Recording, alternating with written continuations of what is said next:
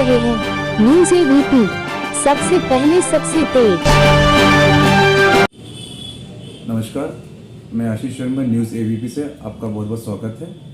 आज हम आपको एक ऐसी शख्सियत से मिलवाने जा रहे हैं जो समाज के कार्यों में अति लगन से कार्य करते हैं और समाज भी उनका बहुत सम्मान करता है। व्यापार मंडल में उनकी एक अच्छी प्रतिष्ठा है, अच्छा सम्मान है उनका। सर समाज के संपन्न से आज उन्होंने अपने दावेदारी चेयरमैन पद के लिए अपनी नियुक्ति कर रहे हैं। आइए हम आपकी मुलाकात कराते हैं श्री किशन गोपाल मित्तल जी से। किशन गोपाल मित्तल जी, आपका न्यूज़ एबीपी बहुत बहुत स्वागत है। मित्तल जी, एक चीज़ बताइए कि आज आप अपनी दावेदारी अपने चेयरमैन पद के लिए अपना कर रहे हैं, क्या कारण है, क्या उसमें आपको वो कर रहे हैं? कारण ये हुआ कि मैं 20 साल से माननीय नरेश अग्रवाल जो राष्ट्रीय अध्यक्ष हैं हमारे उत्तर प्रदेश उद्योग व्यापार संगठन के, और प्रदेश अध्यक्ष हैं हमारे नितिन अग्रवाल जो उत्तर प्रदेश सरकार में आबकारी मंत्री हैं, उनकी प्रेरणा से मैं 20 साल से लगातार व्यापारियों की सेवा कर रहा हूँ। व्यापारियों ने मुझसे आकर कहा कि अगर आप नगर पालिका की बागडोर संभाल लें तो और शहर के लिए अच्छा होगा। मेरा बेदाग जीवन है, कोई भी किसी से या आप लोगों से, आप पत्रकार हैं, आपको सब पता रहता है कि कौन आदमी किस तरह से कार्य कर रहा है। हम जनता की निस्वार्थ सेवा करने वाले हैं। अपना पेट्रोल फूकना ऊपर वाले की कृपा से हमारा व्यापार है। हमारे बच्चे व्यापार पर लगे हुए हैं, सब किसी तरह की कोई वो नहीं है। अभी कल एक मुस्लिम ने बैठक की, मैं उस बैठक में नहीं था, और उन्होंने ये कहा कि इससे ना सरकार बन रही ना बिगड़ रही, ये चेयरमैन का मामला है, आप उसमें खड़े हो, हम खुल के आपका साथ देंगे और आपके लिए हम टिकट मांगने जाएंगे अल्पसंख्यक समाज यानी कि मुस्लिम समाज में। तो मुझे बहुत अच्छा लगा कि चलिए जब ये लोग हमारे साथ जुड़ने के लिए तैयार हैं और मैं अगर कुछ इनके लिए कर सकता हूँ तो, अगर क्योंकि सत्ता की जो कलम होती है वो हो रही होती है।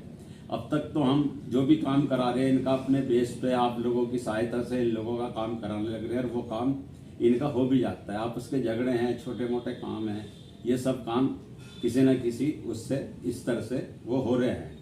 लेकिन एक चेयरमैन की सीट पर बैठने के बाद अगर हम कोई प्रशासनिक कार्य अपने आप कर सकते हो, सड़क का काम है, किसी के छोटे मोटे दुकानों का काम है, या वो है नगर पालिका के, हमने लड़ाई लड़ी और बहुत लंबी लड़ाई लड़ी और उस लड़ाई लड़ने में हमें कामयाबी मिली।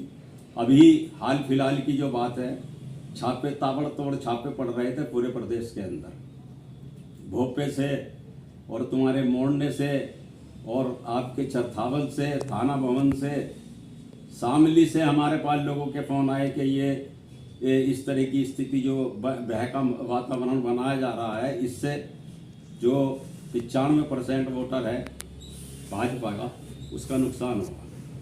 हम यहाँ से एकदम भागे, ना सर्दी देखी ना गर्मी देखी, और वहाँ पर हमारे माननीय कपिल देव अग्रवाल जो हमारे कौशल विकास मंत्री हैं, हमारे ही शहर से हैं, उनके पास वहाँ पर गए। उन्होंने हमारे सामने बात की और ये कहा कि कल से अगर किसी भी व्यापारी का उत्पीड़न किया गया तो ये बर्दाश्त नहीं होगा।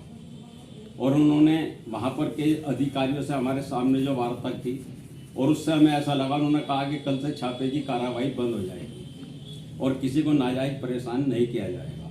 उनसे उन्होंने ये कहा कि व्यापारी की शिकायतें बहुत हैं। उन्होंने कहा जिसकी शिकायत है आप उन्हें नोटिस जारी करो, आप अपने दफ्तर में बुलाओ, अगर आप संतुष्ट नहीं है तो आप छापा डालिए जाकर। लेकिन इस तरह नहीं है कि उत्पीड़न की कार्रवाई करेंगे, आप बाजार बंद होगा, एक दहशत का माहौल बनेगा।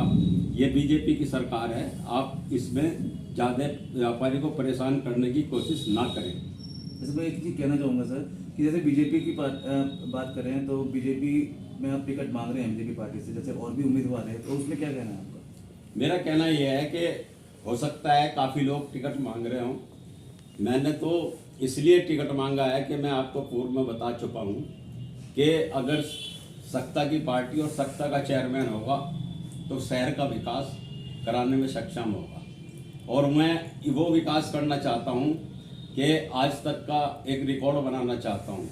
कुछ जो चेयरमैन रहे बीच में, उनसे पूर्व जो चेयरमैन रहे वो कलम और कागज़ अपने घर से लेकर जाते थे, उन्होंने कभी नगर पालिका का कागज और कलम भी इस्तेमाल नहीं किया।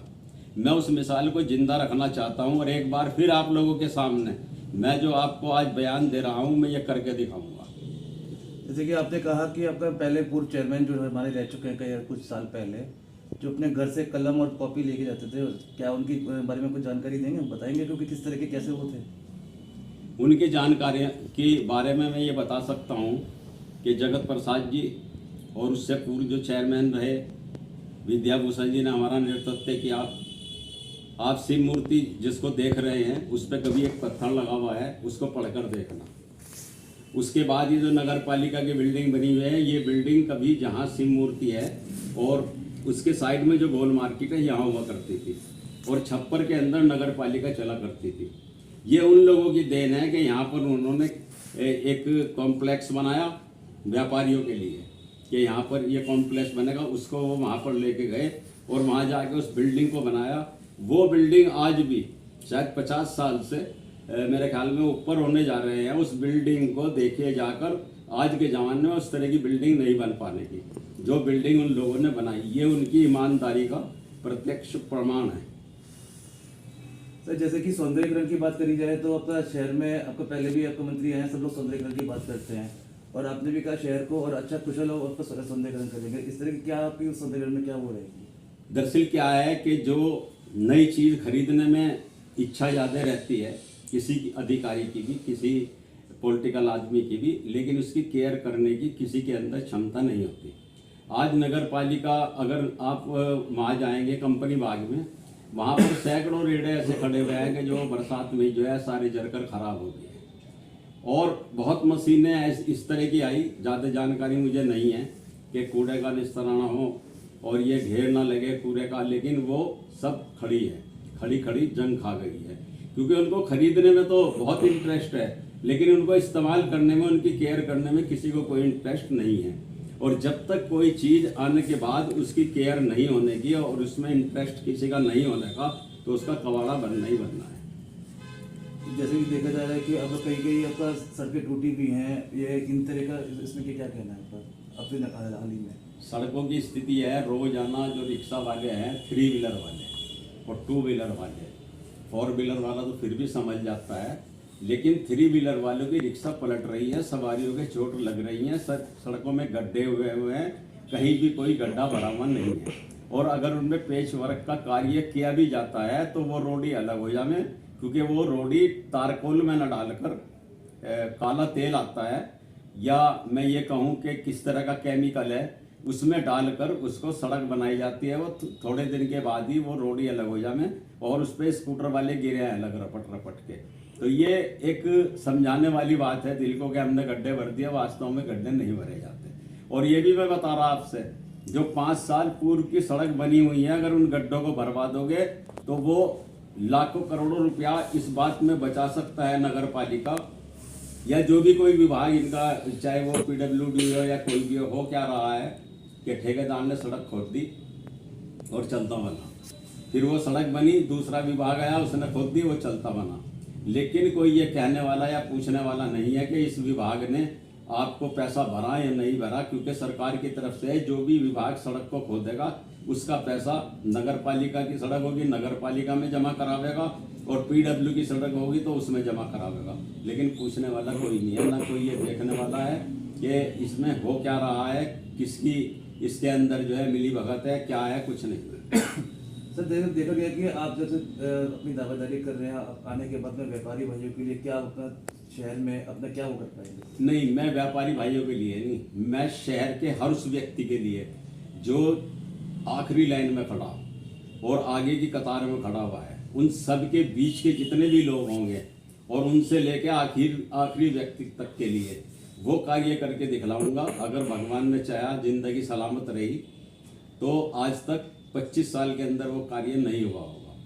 ये सब एक ईमानदारी की, क्योंकि हमारे यहाँ तो ऐसे भी हुए जिन्होंने सरकारी पैसा आने के बाद जो खर्च हुआ, बाकी पैसे को लौटा दिया, लेकिन उसके बाद कोई मिसाल ऐसी मुझे देखने को नहीं मिले कि जो ऐसा उसके बाद हुआ हो।